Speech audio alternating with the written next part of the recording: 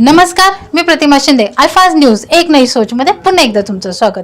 गेली 2 महिने झालं आपण बीव्हीजी बद्दल खूप साऱ्या बातम्या समोर आणल्या आहेत आणि याचंच फलित म्हणून आता चालू असलेले पावसाळी अधिवेशन याच्यामध्ये आरोग्य मंत्री श्री तानाजी सावंत यांनी या बातम्यांची दखल घेत यापुढे बीव्हीजी सोबत 108 ॲम्ब्युलन्सचा कोणताही करार केला जाणार नाही हे स्पष्ट केले आहे.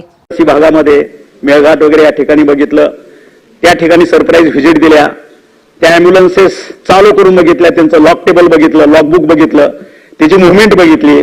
ज्या नाक्यावरून त्या पास झाल्या का ते थोडं व्हेरीफाय केलं तर त्याच्यामध्ये बऱ्यापैकी फ्रॉड दिसून आला. ज्या नाक्यावरून त्या पास झाल्या का ते थोडं व्हेरीफाय केलं तर त्याच्यामध्ये बऱ्यापैकी फ्रॉड दिसून आला. पण जो काही कन्सर्न कॉन्ट्रॅक्टर आहे त्यांना आतापर्यंत त्या फॉरेन्सिक ऑडिटला कुठल्याही पद्धतीचं त्या ठिकाणी येणं, पेपर वर्क करणं आणि त्यांना सहमतीनं काम करणं असं काही केलेलं नाही, कुठलंही त्याला उत्तर दिलेलं नाही. त्याच्यामुळे ते फॉरेन्सिक ऑडिट अजून ते चालूच आहे. आता त्याचं काय नेमकं कुठल्या एंडला आहे ते माहित नाही. आणि असं कळलं की ते पूर्वी कधी 1-2 राज्यामध्ये ब्लॅकलिस्टेड होते आणि असं कळलं की ते पूर्वी कधी 1-2 राज्यामध्ये ब्लॅकलिस्टेड होते नाही. आणि त्याच्यामुळं ते चालू असताना आता परत आम्ही त्यांना एक रिमाइंड दिलं की बाबा फॉरेन्सिक ऑडिट आपलं चालू आहे, आपण त्या ठिकाणी प्रेझेंट होणं गरजेचं आहे, आपले डॉक्युमेंट्स देणं गरजेचं आहे, त्याचं व्हेरिफिकेशन करणं गरजेचं आहे. पण त्याला कुठलाही रिस्पॉन्स येत नाही. त्याच्यामुळे मला वाटतं आपण जो प्रश्न विचारला 108, त्यांना यापुढे आपल्याला कुठल्याही पद्धतीची मुदतवाढ देता येणार नाही, कारण अंतिम मुदतवाढ आपण 2दा दिल्या.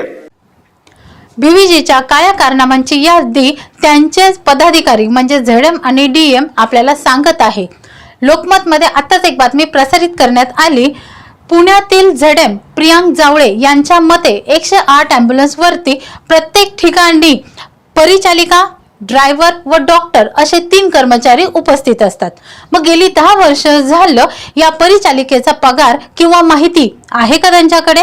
एवढंच नव्हे तर आमच्या पाहण्यात एवढंही आलं आहे की 108 ॲम्ब्युलन्स वरती पायलट व डॉक्टर या दोघांव्यतिरिक्त कुणीही आढळलेलं नाहीये. मग सर्व गाड्यांचा गेली 10 वर्ष परिचालिकेचा पगार हा गेला कोणाच्या खिशात? मुंबई येथे आझाद मैदानावरती 27 जून 2024 पासून 108 ॲम्ब्युलन्स मधील या चालकांनी आंदोलनास सुरुवात केली आहे. त्याचा आजचा हा 7वा दिवस. श्री मनोज भोपी जे या संघटनेचे सचिव आहेत त्यांनी कालपासून उपोषण चालू केलं आहे आणि त्यांच्या उपोषणाचा हा आजचा 2रा दिवस असून या चालकांची अशी मागणी आहे की शासनाने बीव्हीजीचा करार रद्द केलेला आहे, पण आता त्यांना वाली कोण?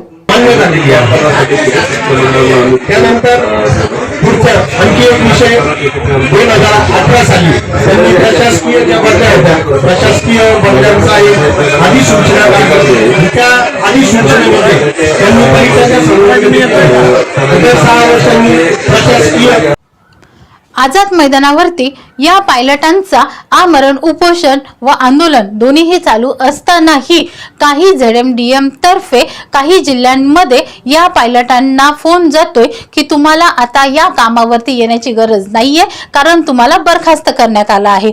तर हा प्रश्न आहे की हे कायद्यात बसतं का?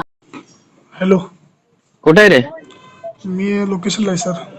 बर, ऐक, तुला निरोप मिळाला नसेल बहुतेक, त्यामुळे तू हे झालेलं आहे. मी निरोप देतो तुला.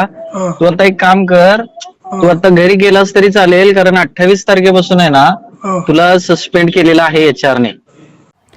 पुन्हा भेटूया अशाच महत्त्वपूर्ण बातम्यांसाठी. मी प्रतिमा शिंदे, अल्फाज न्यूज एक नई सोच मध्ये. धन्यवाद.